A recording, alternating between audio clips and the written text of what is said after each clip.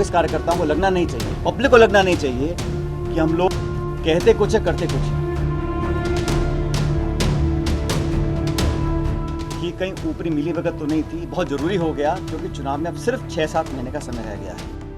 राजस्थान में विधानसभा चुनाव को लेकर अब कुछ ही समय बचा है। ऐसे में एक बार फिर से सीएम अशोक गहलोत और सचिन पायलट की लड़ाई नए सिरे से शुरू हो गई है, जहां पायलट ने चुनावों से महज 6 महीने पहले अपनी ही सरकार पर सबसे गंभीर आरोप लगाए हैं। दरअसल 9 अप्रैल को जयपुर में मीडिया से बात करते हुए सचिन पायलट ने सीएम गहलोत पर पिछली वसुंधरा राजे सरकार के समय सामने आए भ्रष्टाचार के मामलों पर कोई एक्शन नहीं लेने का आरोप लगाया। पायलट ने कहा कि जिस देश में केंद्र सरकार ईडी और सीबीआई जैसी एजेंसियों का गलत इस्तेमाल कर रही है और हमारे कांग्रेस नेताओं पर कार्रवाई हो रही है, लेकिन राजस्थान में हमारी सरकार एजेंसियों का कोई इस्तेमाल नहीं कर रही।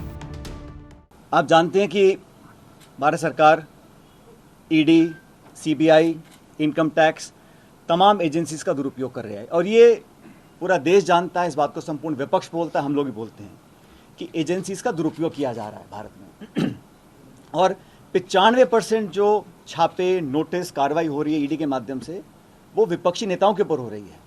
इसको लेकर विपक्ष की तमाम पार्टियां न्यायालय तक भी गई हैं। तो एक तरफ तो केंद्र सरकार एजेंसीज का दुरुपयोग कर कर जो कांग्रेस की लीडरशिप है उनको टारगेट कर रही है। अब फर्जी केस बनाए जा रहे हैं, चाहे वो नेशनल हेराल्ड का केस है, चाहे वो यंग इंडियंस का केस है, और मुकदमों में, केसों पे सुनवाई हो रही है, पेशी लग रही है, समन्स आ रहे हैं, नोटिस आ रहे हैं। एक तरफ तो वो ऐसा काम कर रहे हैं और राजस्थान सरकार जो हमारी अपनी सरकार है, यहाँ पर जो हमारे एजेंसी संसाधन हैं उनका हम ना तो सदुपयोग करें ना उपयोग कर रहे हैं। तो ये बड़ा विचित्र मामला था, इसको लेकर बहुत मैं चिंतित था। मैंने ये प्रकरण साल भर से ज़्यादा हो गया, तो आज मैं चाहता हूं कि ये बात पब्लिक डोमेन में जाए, क्योंकि कांग्रेस कार्यकर्ताओं को लगना नहीं चाहिए, पब्लिक को लगना नहीं चाहिए कि हम लोग कहते कुछ है करते कुछ है।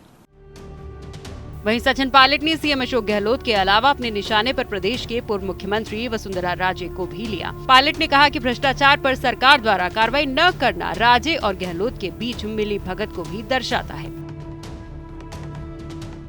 हमारे विरोधी इस भ्रम को फैलाने की भी कोशिश कर सकते हैं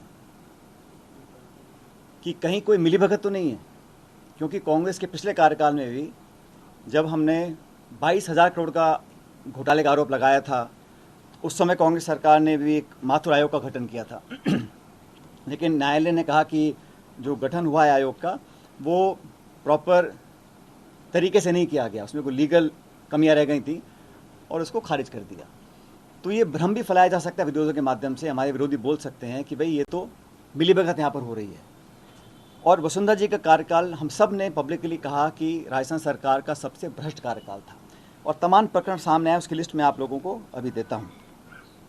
तो इस धारणा को तोड़ना, प्रभावी तरीके से तोड़ना कि कहीं ऊपरी मिलीभगत तो नहीं थी, बहुत ज़रूरी हो गया क्योंकि चुनाव में अब सिर्फ 6-7 महीने का समय रह गया है। हालांकि इन तमाम आरोपों के बाद पायलट ने सरकार का बचाव करते हुए कहा कि मैं अपनी सरकार पर कोई आरोप नहीं लगा रहा हूं। मैं बस ये चाहता हूं कि ये बातें पब्लिक डोमेन में जाएं, क्योंकि मैंने सरकार के 3.5 साल होने पर कार्रवाई की मांग करते हुए सीएम को पत्र लिखना शुरू कर दिया था। वहीं पायलट ने बताया कि अब 11 अप्रैल को गहलोत सरकार द्वारा भ्रष्टाचार के मामलों पर कार्रवाई नहीं होने पर मैं जयपुर के शहीद स्मारक पर एक दिन का अनशन करूंगा।